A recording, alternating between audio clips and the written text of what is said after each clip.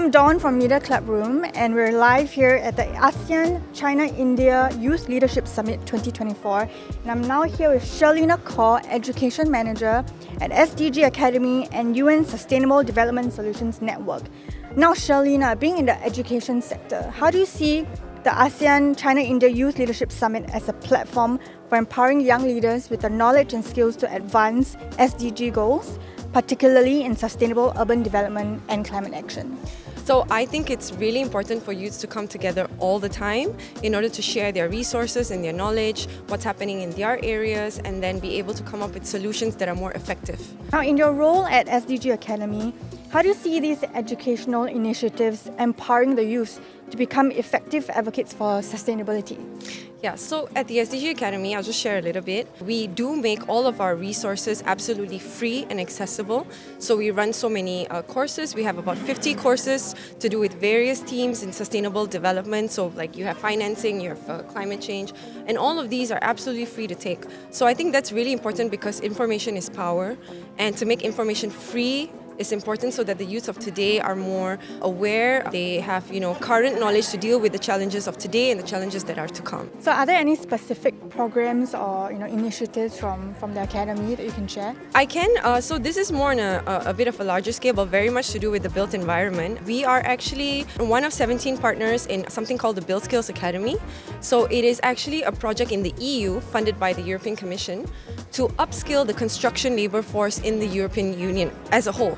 It's something that's going to be adapted as well throughout the world, but right now we are going to pilot a certification scheme so that the labor force is able to take on the challenges of the 21st century and be equipped for the green transition that is coming on in the future. So that's just really one of the projects that we do, and if I have more time, I'll definitely share.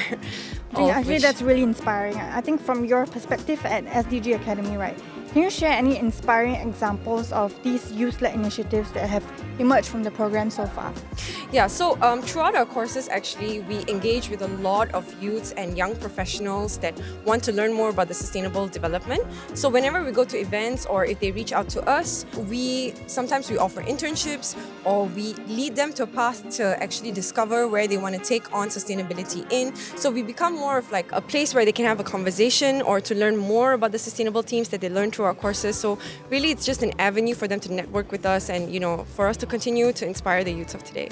The theme for this year's summit is sustainability, right? So what lessons can we learn to further encourage these youths to, drive change in sustainability? So something that I really believe in is that, and for the youths of today that are going to be the leaders of tomorrow, right? They have to, or we have to, start making decisions for people that benefit people and their well-being. So once we start putting people first, indirectly economy will prosper, indirectly our social structure will be strengthened, indirectly the environment will be protected and strengthened as well. So make decisions for people. I think that's the one very true thing that I can say that will hopefully, inspire the generations of today to become better leaders. We definitely need better leaders than what we have today. So we're now here at the Youth Leadership Summit, right? What is one piece of advice you'd like to impart to, the future leaders of tomorrow? I would say, and I say this all the time, don't be limited in the scope of sustainability. Sustainability is applied everywhere. Broaden your mindset, your thinking. Don't think that just because you have a smaller career or you're working in a smaller company that you're not impacting sustainability. You actually are. It's ingrained in all of our decisions today.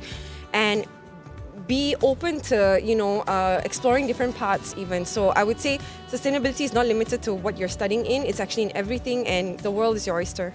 Comes to this. I think that's really beautiful because we always tell the young people, right, the world is your oyster, and you can always start as young as 4 years old, from what I've talked to the other interviewees earlier just now. Yeah. So I think it's really beautiful what you are doing for the youth, and I think it's just to always be hungry. Yes. Yeah. I've talked to so many youth today, and they're telling me about they found family here, they found like community here. Oh, nice. So I think that's really important.